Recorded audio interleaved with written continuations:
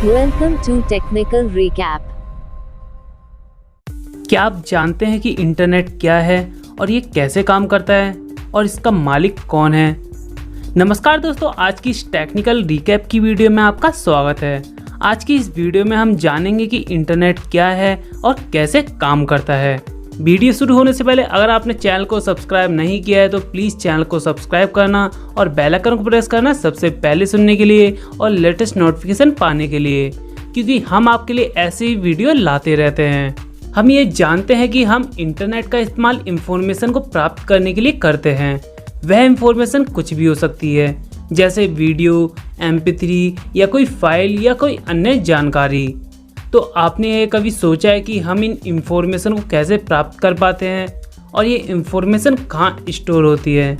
आप सोचते होंगे कि हम इन इंफॉर्मेशन को सर्वर या कंप्यूटर से प्राप्त करते हैं। तो ये बात सही है कि इंफॉर्मेशन को सर्वर से ही प्राप्त करते हैं, और ऐसा इसलिए हो पाता है कि दुनिया के सभी वेब सर्वर या कंप्यूटर एक नेटवर्क के द्वारा आपस में जुड़े हुए हैं तथा आपस में सूचना का आदान प्रदान करते हैं। इंटरनेट क्या है?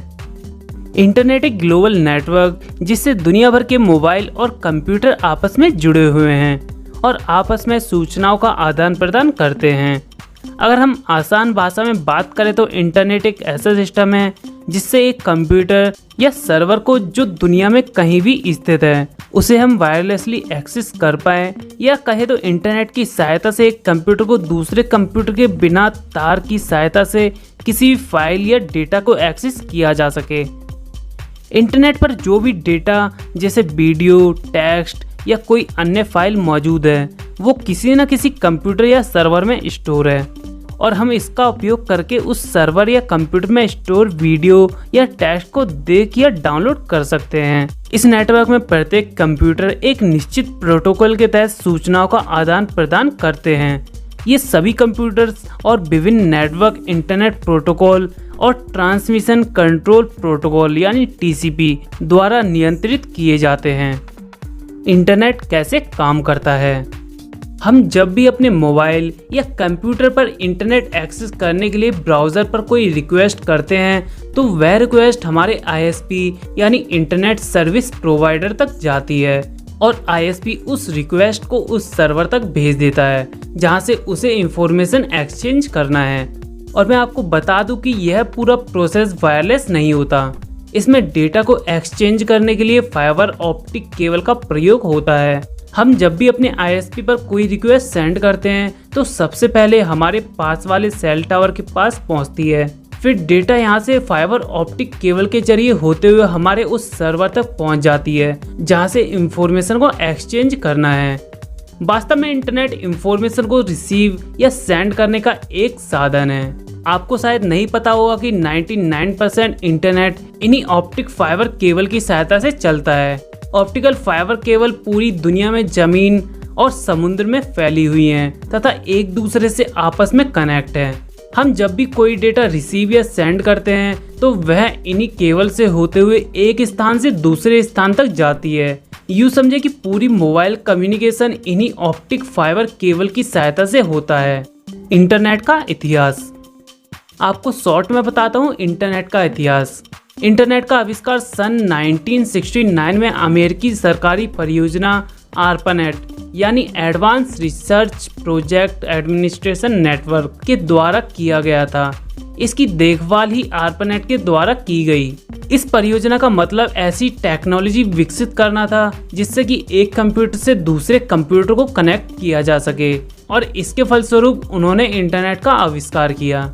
विंटन सर्फ और रॉबर्ट खन ने TCP/IP प्रोटोकॉल का आविष्कार किया, और 1980 तक इसका नाम ARPANET से बदलकर इंटरनेट कर दिया गया।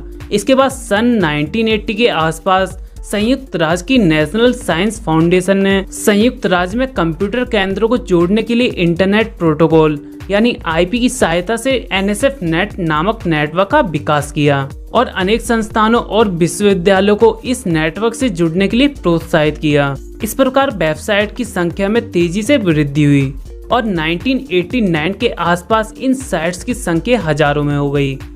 भारत में इंटरनेट कब आया? भारत में इंटरनेट 14 अगस्त 1995 के दिन विदेश संचार निगम लिमिटेड के द्वारा लाया गया था, लेकिन इसकी शुरुआत 15 अगस्त के दिन से हुई। भारत में उस वक्त इंटरनेट की स्पीड बहुत ही कम थी, जो करीब 5 या 10 kbps के आसपास थी। उस वक्त भारत में इंटरनेट का उपयोग सिर्फ कॉलेज और सरकारी संस्थानों पर ही होता था। इंटरनेट का मालिक कौन है? अभी हमने आपको बताया था कि इंटरनेट ऑप्टिकल फाइबर केबल की मदद से चलता है। इसका मतलब ये है कि डेटा इन्हीं केबलों के माध्यम से ट्रांसफर होता है। जैसे अगर हम YouTube में कोई वीडियो देखने के लिए सर्च करते हैं तो वो वीडियो इन्हीं केबलों के जरिए पहले हमारे सेल टावर तक आता है और टावर से हमारे मोबाइल तक पहुंचता है। तो अब आप समझ गए होंगे कि वास्तव में इंटरनेट का मालिक कौन है। इंटरनेट को चलाने के लिए कई संगठन काम करते हैं, जिसमें फाइबर ऑप्टिक केबल को जमीन के अंदर बिछाने वाले और ISP और कई सारे अंतर्राष्ट्रीय संगठन शामिल हैं। तो हम ये कह सकते हैं कि इंटरनेट का मालिक कोई अकेला व्यक्ति नहीं है, इसे कई सारे राष्ट्रीय और अंतर्राष्ट्रीय संगठन मिलकर चलाते हैं। इंटरनेट में फाइबर ऑप्टिक केबल का इस्तेमाल क्यों होता है? फाइबर ऑप्टिक केबल एक तरह का तार होता है जिसमें डेटा या सूचना प्रकाश की गति से चलता है और प्रकाश की गति सबसे तेज होती है।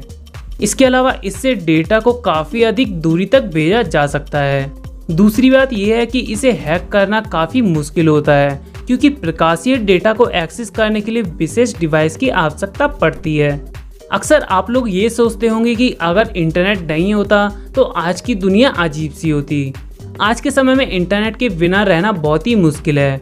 आज हम अपना अधिकतर काम इंटरनेट की मदद से ही करते हैं, जैसे किसी को मैसेज करना, entertainment, study, banking work, gaming और बहुत कुछ। इंटरनेट हमारे जीवन का एक अहम हिस्सा बन चुका है, जिसकी सहायता से हम बड़े से बड़े काम को आसानी से कर सकते हैं।